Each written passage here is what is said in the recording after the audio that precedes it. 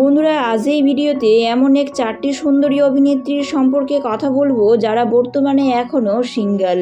তো চলুন জেনে নেওয়া যাক এই 4টি সুন্দরী অভিনেত্রী কে কে। তো ফার্স্ট নম্বরে রয়েছে মিমি চক্রবর্তী। শোনা যায় নাকি ইনি আগে রাজ চক্রবর্তীর সাথে রিলেশনশিপে ছিলেন, তবে কোনো কারণবশত সেই সম্পর্কটা ভেঙে যায় এবং বর্তমানে মিমি নিজেকে এখনো সিঙ্গেল বলেই দাবি করেন। সেকেন্ড নম্বরে রয়েছে মধুমিতা সরকার।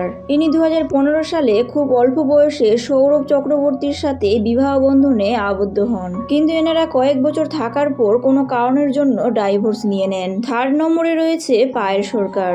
ইনিও নাকি আগে আবির সেনগুপ্তের সাথে রিলেশনশিপে ছিলেন, তবে এখন পায়েল সরকার জানান যে ইনি কোনো রিলেশনশিপে নেই, বর্তমানে ইনি সিঙ্গেলই রয়েছেন। ফোর্থ নম্বরে যে অভিনেত্রীটির কথা বলবো সেই অভিনেত্রীটি হচ্ছেন একজন তেলুগু অভিনেত্রী। হ্যাঁ বন্ধুরা, সেই অভিনেত্রীটির নাম হচ্ছে স্বাতী দীক্ষিত।